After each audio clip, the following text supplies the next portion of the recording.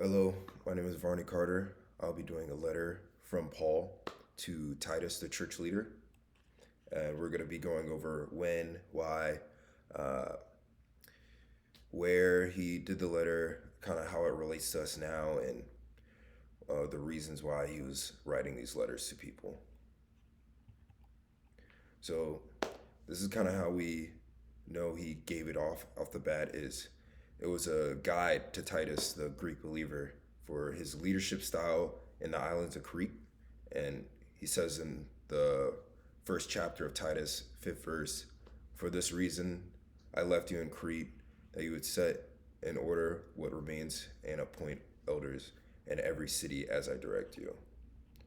So, kind of during this time, he was encouraging young pastors to deal with the opposition of fake teachers and basically the sinful nature of men around him. So, this is kind of how we have no doubt that he wrote the letter. In the first four verses, he gives that me, Paul, servant of God, uh, are electing you, and based on who you are, I'm giving a proclamation of God to you, Titus, to grow our faith. The debate in this is kind of given out that he talks kind of weird in the first verse. He says kind of like in third person, but that was a little bit of his writing style that he had. So in the first chapter, Paul gives his qualifications on how he chooses his leaders for the church. He also warned them to be aware of rebellious men and not to turn away from God during this time.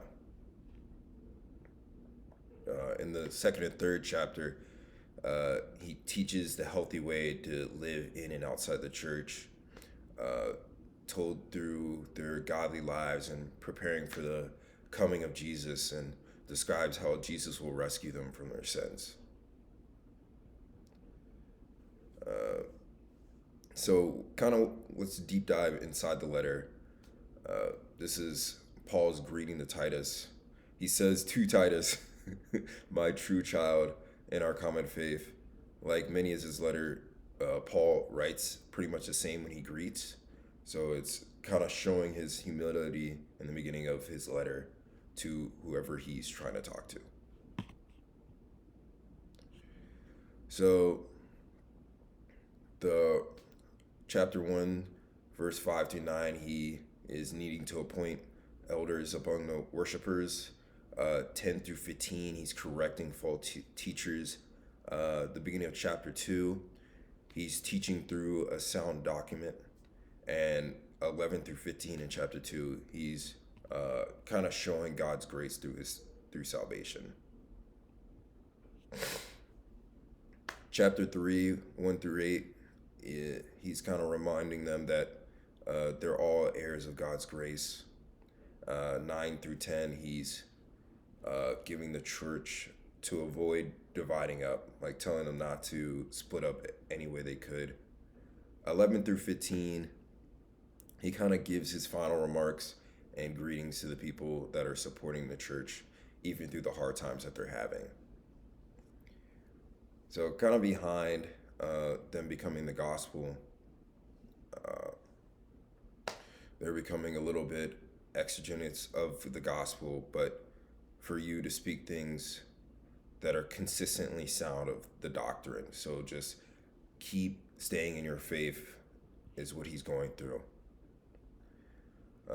My kind of summary of the letter to Titus is that it kind of deserves our attention to see how we look on the Bible and kind of instruct the way we are to keep praising God, and how we live through Him, and kind of an example of how we should follow as Christians, and try to learn how to avoid the things that are sinful in nature.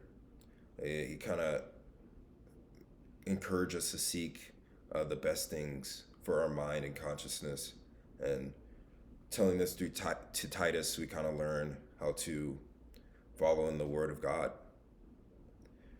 But to end off, this is my resources that I got from reading through this letter.